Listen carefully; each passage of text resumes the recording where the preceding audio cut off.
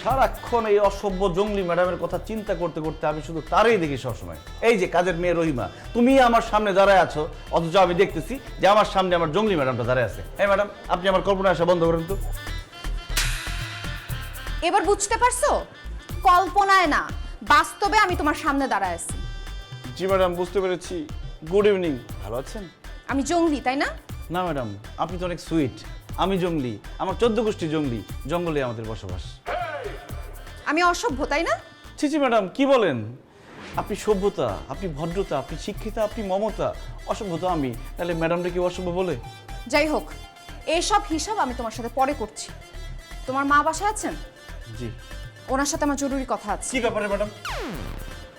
আমি খোঁজ নিয়ে দেখেছি তুমি ভার্সিটির গত 2 সেমিস্টারের সেমিস্টার ফি দাও নাই। সেই ব্যাপারে তার সাথে আমার কথা আছে। খবরদার ম্যাডাম, ভুলেও আমার মায়ের সাথে এই ব্যাপারে কথা বলবেন না প্লিজ। কেন? কারণ ম্যাডাম, আমি মার কাছ থেকে সেমিস্টার ফি, বেতন, টাকা পয়সা যা লাগছে সব দিচ্ছি, কিন্তু জমা দিই নাই, খাই বলছি। এখন আপনি যদি বলে দেন যে বাসা থেকে টাকা নিয়ে আমি ভার্সিটিতে জমা দিই নাই, খাই বলছি, তাহলে আমার মা আমার হাত খরচ, মোবাইল খরচ, বাইকের খরচ, শপিং খরচ সব বন্ধ করে দিবে, আমি না খাই মরবো। আচ্ছা, তা তোমার মাকে এসব কথা না বলে আমার কি লাভ? ম্যাডাম, মা তো আমাকে সেমিস্টার ফি আবার দিবে, সেটা তো আমি ভার্সিটিতে জমা দিব না। আমি আপনি 50-50 ভাগ করে নিয়ে যাব, পার্টনারশিপ। একে তো তুমি মনে মনে কল্পনায় আমাকে গালি দিছো, ভার্সিটির সেমিস্টার ফি দাও নাই, বেতন দাও নাই, এখন তুমি নিজের ম্যাডামকে ঘুষ দেওয়ার কথা বলতেছো। তোমার মাকে সবকিছু তো আমার বলতেই হবে। এতক্ষণ যে আমাকে গান শোনালা, সেই গান তাকে আমি শোনাবো। শোনো। আল্লাহ রে, আমি শেষ। এখন কি বাসায় থাকবো নাকি পালাবো? না, বাসা থেকে পালালে শাস্তি ডবল।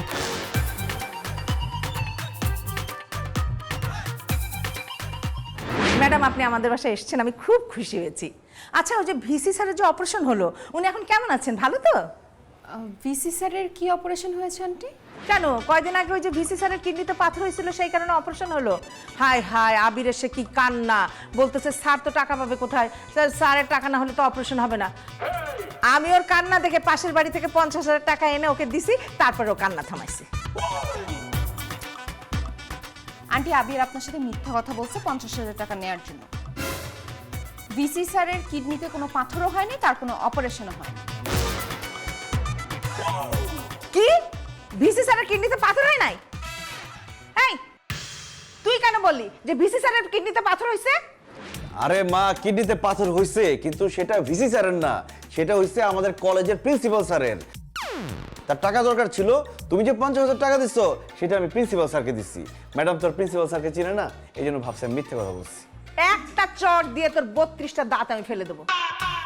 এই, তুই কি ভুলে গেছিস নাকি তোর কলেজের যে প্রিন্সিপাল আমার বান্ধবীর হাজবেন্ড, তার কোনো কিছু হলে তো সবার আগে আমি জানতাম, তাই না? তুই মিথ্যা কথা বলছিস আমার সাথে। ছি ছি ছি ছি ছি, তুই যে এত মিথ্যাবাদী, আমার ভাবতেও লজ্জা লাগছে। আচ্ছা আন্টি, আপনারা এত গরিব, আপনাদের সংসার চলে কিভাবে? এটা কি বললেন ম্যাডাম?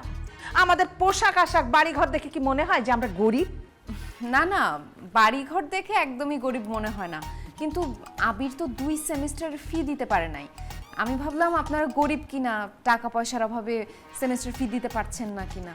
কি? ও সেমিস্টার ফি দেয় না? আমি তো প্রতি মাসের 1 তারিখে ভার্সিটির খরচ বাবদ সব টাকা দিয়ে দিই। ও তো আমার কাছ থেকে প্রতি মাসে ভার্সিটির বেতনের কথা বলেও টাকা নেয়। এই, তুই ভার্সিটির সেমিস্টার ফি দেস নাই কেন? মা, টাকা দেখলে লোভ সামলাতে পারি না, বাইরে গেলে শুধু খরচ করতে মন চায়, তাই খরচ করে ফেলি, আর এই জন্য ভার্সিটির সেমিস্টার ফি দিতে পারি না। তুই আমাকে এত ছোট করলি, মানে আমার মান সম্মান রাখলি না, ম্যাডামের সামনে আমাকে ছোট করলি, এই জন্য তোকে শাস্তি পেতে হবে। আমি বুঝি না এত কিছুর পরেও ভার্সিটির ম্যাডাম টিচার কেন তোকে এত ভালোবাসে। আন্টি, আপনাকে কে বলেছে ভার্সিটির টিচাররা ওকে ভালোবাসে? কেন, আবিরই তো বলছে তার ভার্সিটির টিচাররা নাকি তাকে অনেক ভালোবাসে। এই কারণেই তো ভার্সিটির টিচাররা ওকে সবাই মিলে ফেল করায়, কারণ পাস যদি করে ভার্সিটি থেকে ওকে চলে যেতে হবে। সে ভার্সিটি থেকে চলে যাবে এটা নাকি টিচাররা মানতেই পারে না, সেই জন্য সবাই মিলে নাকি ওকে ফেল করায়। আন্টি, আপনি যে কেন এত বোকা? আমি তো ভার্সিটির টিচারদের সাথে কথা বলে দেখলাম, ওরা টিচাররা যদি স্টুডেন্টকে ভালোবাসে তাহলে সে আরও চাবে যে তার স্টুডেন্ট আরও এগিয়ে যাক, পরীক্ষায় পাশ করে ভালো একটা রেজাল্ট করুক, সবার মুখ উজ্জ্বল করুক। কোনো টিচারই চায় না তার স্টুডেন্ট ফেল করুক। আপনার ছেলের মাথা ভর্তি গোবর, সে পড়ালেখা ঠিকঠাক মতো করে না, এর জন্য পরীক্ষায় প্রতিবার ফেল করে। আর এটা জানানোর জন্যই আমি নিজে আপনার বাসায় আসছি। আল্লাহ, আমার মাথায় কেন ঠাকা পড়ে না? আমি কেন মরতেছি না? তুই আমার ছেলে হয়ে আমার সাথে এত মিথ্যা কথা কেন বলিস? ম্যাডাম না আসলে তো আমি কোনো কিছুই জানতে পারতাম না। এর জন্য তোকে কঠিন শাস্তি পেতে হবে। আজকে থেকে তোর হাত খরচ, মোবাইল খরচ, বাইকের তেল খরচ, শপিং খরচ, এমনকি খাওয়া দাওয়া পর্যন্ত বন্ধ করে দিলাম আমি। মা, এবারের মতো আমাকে মাফ করে দাও। তুমি যদি আমাকে এইসব খরচাপাতি না দাও তাহলে আমি চলবো কিভাবে? আমি তো না খেয়ে মরবো। ওকে মাফ করাটা কিন্তু একদম ঠিক হবে না। আপনি যা যা শাস্তি দিয়েছে সেটা বহাল রাখেন। আমার কেন যেন মনে হচ্ছে আন্টি আপনি একা ওকে ঠিক করতে পারবেন না। মানে আমার মতো কোনো ম্যাডাম যদি তাকে প্রাইভেট পড়াতো তাহলে ওকে পিটায় হয়তো ঠিক করতে পারতো। এনিওয়ে আন্টি, আমি আজকে আসি। না না ম্যাডাম, আপনি যাবেন না।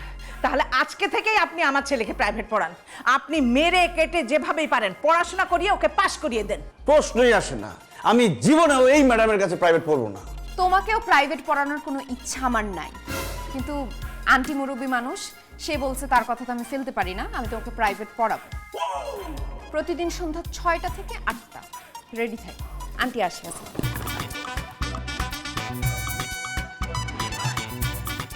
এই ম্যাডামের কাছে প্রাইভেট পড়বো না, উনি ভালো না, ওনার থেকে আরো ভালো ভালো টিচার আছে, ওনার কাছে পড়বো।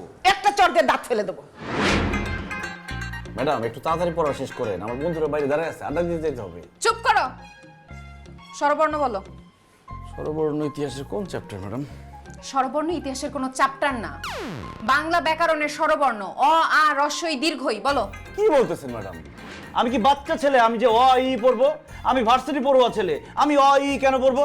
ঠিক আছে, তুমি ভার্সিটি স্টুডেন্ট, তোমাকে দিয়ে অ আ বলানো ঠিক হবে না। তুমি ব্যঞ্জন বর্ণ ক খ গ ঘ এগুলা বলো। আরে কি বলতেছেন ম্যাডাম? আমি কি প্লে নার্সারিতে পড়ি? আমি ক খ গ কেন পড়বো? কারণ আমার কাছে মনে হয় তুমি একটা গবেট রাম ছাগল, তুমি এখনো ক খ গ ঘই পারো না। কি বললেন ম্যাডাম? আমি ক খ গ পারি না? এখন আপনারা বলতেছি ক খ গ ঘ ঙ চ ছ জ ঝ ঞ ট ঠ ড ঢ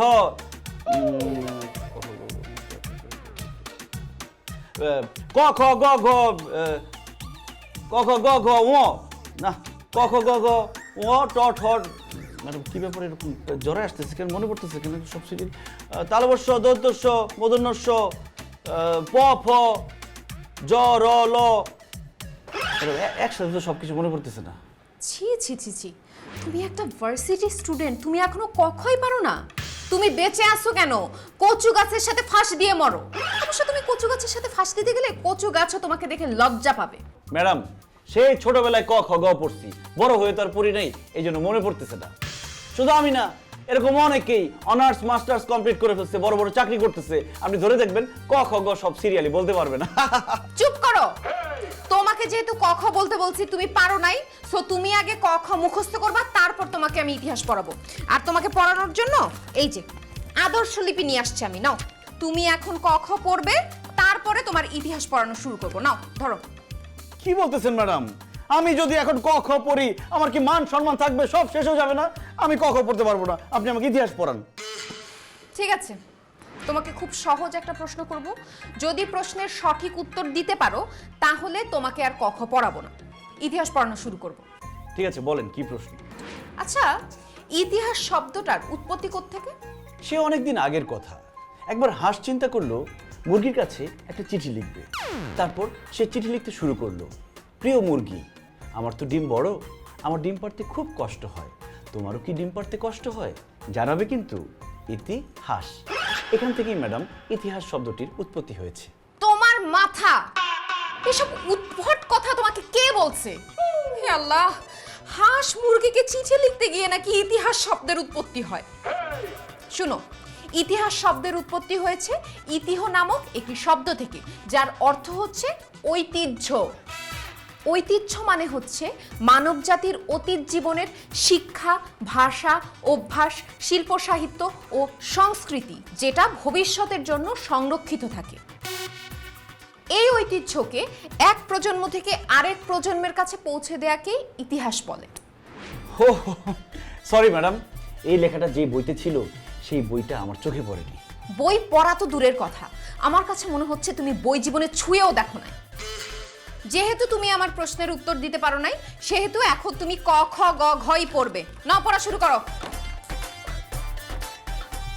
ক খ গ ঘ ঙ চ ছ জ ঝ ঞ ট ঠ ড ঢ বুঝন্ন ত থ দ ধ।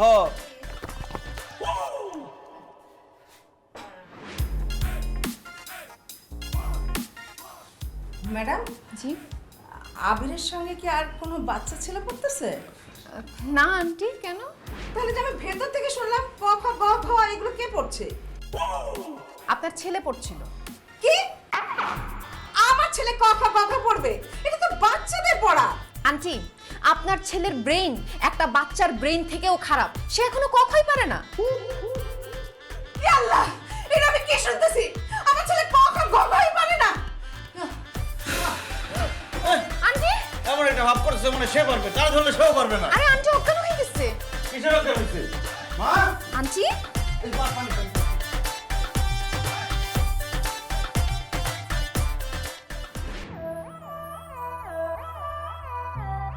এই, আজকে না মঙ্গলবার, আজকে তো আমার ডেট ছিল, তোরা দুজন আসছিস কেন? হ্যাঁ, ক্লাস চললে সবাই থাকো না, ক্লাস শেষ হলে তারপর রুটিন ধরে ধরে আগাতে হবে। এই যে দেখো। এই কি ব্যাপার, এখানে কি হচ্ছে? লেখাপড়া নাই, ক্লাস নাই? হ্যাঁ, যাও ক্লাসে যাও, যাও বলছি। আবির, তুমি দাঁড়াও। হ্যাঁ, যাও যাও যাও, যাও। তোমার সাথে আমার জরুরি কথা আছে। আচ্ছা, কালকে রাতে তোমাদেরকে হাই দিয়েছিলাম, তুমি রিপ্লাই দাও না কেন? ও ম্যাডাম, কালকে রাতে হয়েছে কি, মানে একটু তাড়াতাড়ি ঘুমিয়ে গেছি, এই জন্য আপনাকে রিপ্লাই করতে পারিনি। উফ, মিস করলে জানো, তুমি যদি রিপ্লাই করতে আমি তোমাকে ভিডিও কল করতাম, তারপর কি ম্যাডাম? তারপরে আমার ভাষা তোমাকে আমি ঘুরিয়ে ঘুরিয়ে দেখাতাম। আল্লাহ হাফেজ, রিপ্লাই করিনি। জানো আবির, তোমাকে দেখতে না আমার এক্স বয়ফ্রেন্ড কবিরের মতো লাগে, তাই তো তোমাকে দেখলে না আমি কেমন জানি উথাল পাথাল হয়ে যাই। তুমি কিছু মনে করো না তো? না না ম্যাডাম, তেমন কিছু মনে করিনি। আমাকে দেখে আপনার যেমন খুশি তেমন মনে হোক, আই ডোন্ট মাইন্ড। আমি তো ডোন্ট মাইন্ড ফ্যামিলির ছেলে। ওয়াও, আচ্ছা তাহলে কি আমরা আরেকটু ফ্রি হতে পারি? Of course madam. জোশ জোশ জোশ। এই শোনো না, একদিন তুমি আমার বাসায় আসো না। আরে আমি তোমাকে রান্না করে খাওয়াবো, আমার হাতে রান্না যে কি টেস্টি, একবার যদি তুমি খাও জাস্ট ফিদা হয়ে যাবা, পাগল হয়ে যাবা। তাই নাকি রিমু ম্যাডাম? আপনি এত ভালো রান্না করেন, তাহলে আমাকেও একটা দিন দাওয়াত দেন, আমি এসে আপনার রান্না খেয়ে পাগল হয়ে যাই। হ্যাঁ, আসছে। আপনাকে আমি রান্না করে কেন খাওয়াবো? আপনি নিজে রান্না করে খেতে পারেন না? তাহলে আপনি আবিরকে কেন রান্না করে খাওয়াবেন? সে কি আপনার আব্বা লাগে? এক্সকিউজ মি আনিকা ম্যাডাম, মুখ সামলায় কথা বলেন। ও আমার আব্বা লাগবে কেন? ও আমার ছেলের নজরে দেখবেন, কারণ প্রত্যেকটা স্টুডেন্ট টিচারের কাছে ছেলের মতো। আচ্ছা, তুমি দাঁড়া আছো কেন? যাও ক্লাস যাও, 4 নাম্বার চ্যাপ্টার বের করতে বলো, মোগল সাম্রাজ্য। ওয়ালাইকুম আসসালাম। ম্যাডাম, আপনার কি বাঁচার কোনো ইচ্ছা নাই? আপনি এসব কি বলতেছিলেন? আমি জাস্ট আবিরের সাথে কথা বলছিলাম। সেটা তো আমি দেখলামই, এর জন্যই তো ম্যাডাম বললাম আজকের পর থেকে আবিরের সাথে আপনি কোনো কথা বলবেন না। কেন আনিকা ম্যাডাম? আবিরের বিয়ে ঠিক হয়েছে একটা মেয়ের সাথে, ওই মেয়ের নাম চম্পা। তার 7টা ভাই, 7টা ভাই কুখ্যাত সন্ত্রাসী। যদি কোনো মেয়ে আবিরের সাথে কথা বলে, তাকে তুলে নিয়ে গিয়ে একদম জানে মেরে ফেলে। আল্লাহ ম্যাডাম, আপনি এতক্ষণ আবিরের সাথে কথা বলছেন, আপনাকে যে কোনো সময় তুলে নিয়ে মেরে ফেলতে পারে। আরে ম্যাডাম, আপনাকে শেষবারের মতো একটু দেখে নিই।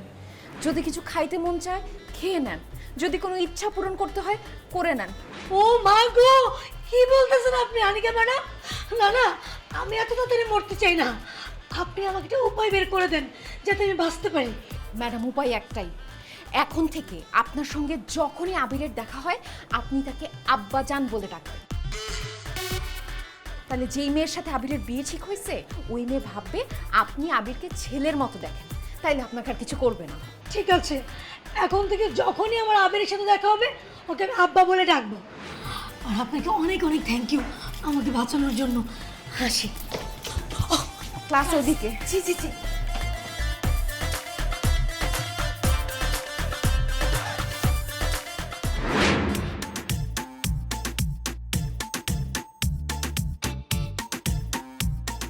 এই মামা 4 নাম্বার সেক্টর যাবেন? হ্যাঁ যাবো, 50 টাকা লাগবো। কি বলেন?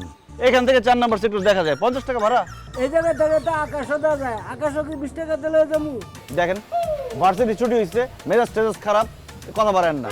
30 টাকা পাবেন, যাবেন? না মামা, জিনিসপত্র সব দাম মামা, আর 500 টাকা ভাড়া দিন মামা। আচ্ছা ঠিক আছে, চলেন। চলেন মামা। এ কি, আমি রিক্সা ঠিক করছি, আপনি আপনার রিক্সা কেন উঠলেন ম্যাডাম? ম্যাডামকে সম্মান দিতে শিখো। তুমি রিক্সা ঠিক করছো, এই রিক্সা যদি আমি যাই তোমার পূর্ণ হবে, তুমি আরেকটা রিক্সা নিয়ে নাও।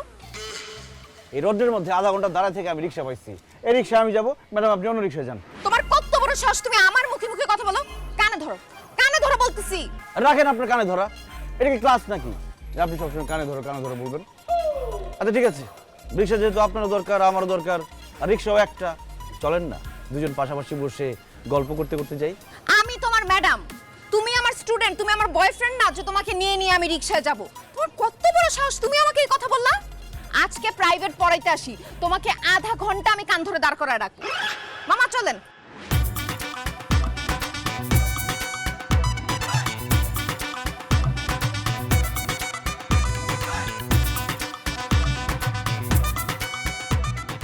আরে আবির, কি ব্যাপার, রিক্সা পাচ্ছ না? একটা পাইছিলাম রিক্সা, ম্যাডাম নিয়ে গেছে। আরে বাহ, খুব ভালো হয়েছে। আরে এই আনিকা ম্যাডাম যেদিন থেকে আমাদের ভার্সিটিতে জয়েন করছে, আমি তো তোমার পাশে ঘেঁষতেই পারতেছি না। আজকে তুমি আর আমরা দুজন একসাথে এই রিক্সায় বসে গল্প করতে করতে বাসায় যাব। চলো। বাহ, তাহলে তো ম্যাডাম রিক্সা নিয়ে গিয়ে ভালোই হয়েছে, তোমার সাথে গল্প করতে করতে একসাথে যেতে পারবো, চলো। এই খবরদার, তুমি ওর সাথে রিক্সায় যেতে পারবে না, তুমি আমার সাথে রিক্সায় আসবে। আসো। ম্যাডাম আমি তো আপনার ছাত্র, আমি তো আপনার বয়ফ্রেন্ড না যে আপনার সাথে রিক্সা করে যাব। আমার বয়ফ্রেন্ড হলে তোমাকে রিক্সায় আমি উঠাতাম না। তুমি আমার স্টুডেন্ট, এর জন্য তোমাকে বাসায় নামাই দিয়ে যাব। আর যেতে যেতে 4 নাম্বার চ্যাপ্টার পড়াবো। আসো। না আমি আপনার সাথে যাব না, আপনার সাথে গেলে ভার্সিটি কেউ যদি দেখে তাহলে ভাববে যে আপনার সাথে আমার কিছু একটা চলছে। সেটা আমি বুঝবো। আর আই মে, তুমি এই রোড দিয়ে যাবা না, তুমি রিক্সা ঘুরে যাবা। মামা রিক্সা ঘুরে নেন। আই আসো, আসো।